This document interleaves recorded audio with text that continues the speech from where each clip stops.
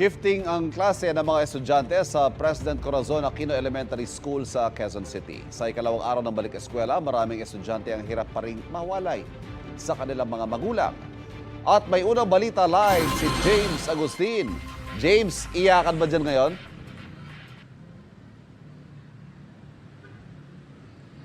Ivan, good morning. Nakita natin kanina na may mga ilang estudyante nga na napaiyak at napayakap pa sa kanilang mga magulang. Yung tinatawag na separation anxiety. Karaniwang eksena na yun na nakikita natin sa mga elementary school. At ongoing ngayon yung klase ng mga estudyante na nasa morning shift dito sa President Corazon Aquino Elementary School. Maagang hinatid ng mga magulang ang kanilang mga anak dito sa eskwelahan. May ilang estudyante sa kindergarten na napaiyak at mahigpit ang yakap. Ayaw na magpaiwan sa kanilang mga nanay. Kalaunan na hikayat din ng mga estudyante na sumama sa kanilang mga guro. Separation anxiety ang tawag dyan na karaniwan ng nararanasan ng mga estudyante sa preschool sa mga unang araw ng pasukan. Kitang-kita ang ganyang sitwasyon sa gate ng paaralan. Ang ilang magulang naman pumeso sa footbridge para lang makita sila ng kanilang mga anak bago pumasok sa mga classroom. Panay ang kaway ng mga magulang, ganun din naman ang kanilang mga anak. Hinihintay nila na magsimula ang klase. Ngayong umagang schedule ng klase ng mga estudyante na nasa kindergarten, grade 2, 4 at 6. Mamayang hapon naman ang sa grade 1, 3 at 5. Dahil sa dami ng enrollees ngayong school year, hinati sa dalawa ang ilang classroom. Face-to-face classes pa rin ang mode of learning ng mga estudyante. Mahirap din naman kasi siyempre yung wala pagkapata hanggang sa kasama mo siya. Ngayon papasok, siyempre may takot din. Binibriefing ko lang naman siya mula umpisa kasi sa kuya pa lang niya, saka sa ate pa lang niya pumapasok na dito. Binabantayan ko po bago po ako umalis, sure ko po na nasa loob na po na siya ng school. Nintay ko po kung nandiyan na po yung teacher nila para po sigurado, tsaka po ako uuwi.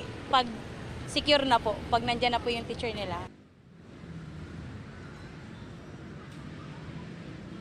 Samantala, Ivan, doon sa datos na nakuha natin mula dito sa pamunuan ng eskwelahan ay umabot na sa 8,150 yung kanilang mga enrollees as of yesterday yan at patuloy yung pagtanggap nila ng mga nag-enroll para sa school year 2025-2026. Yan muna unang balita mula rito sa Quezon City. Ako po si James Agustin para sa GMA Integrated News. James, hindi naman bago yung diskarte ng mga eskwelahan na hatiin ng classrooms o kaya magkaroon ng shifting para pagkasyahin yung napakaraming mga enrollees. Diyan sa President Corazon Aquino Elementary School, ano ba yung student to classroom ratio at parang bakit ganun pa rin? Hindi ba nagkakaroon ng mga karagdagang classroom sa patuloy na pagdami ng mga enrollees?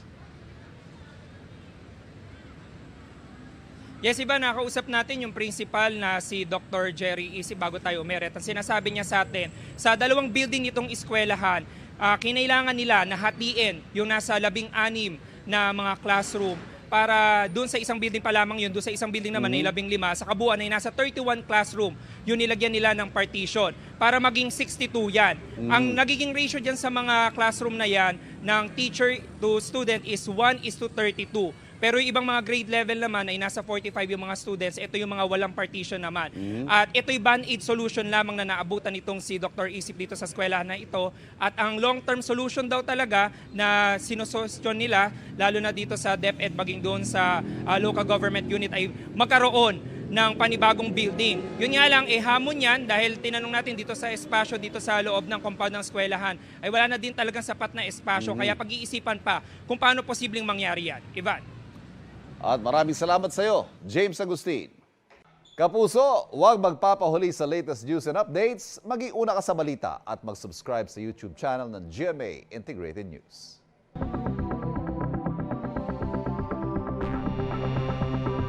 Kapuso, huwag magpapahuli sa latest news and updates. Mag-iuna ka sa balita at mag-subscribe sa YouTube channel ng GMA Integrated News.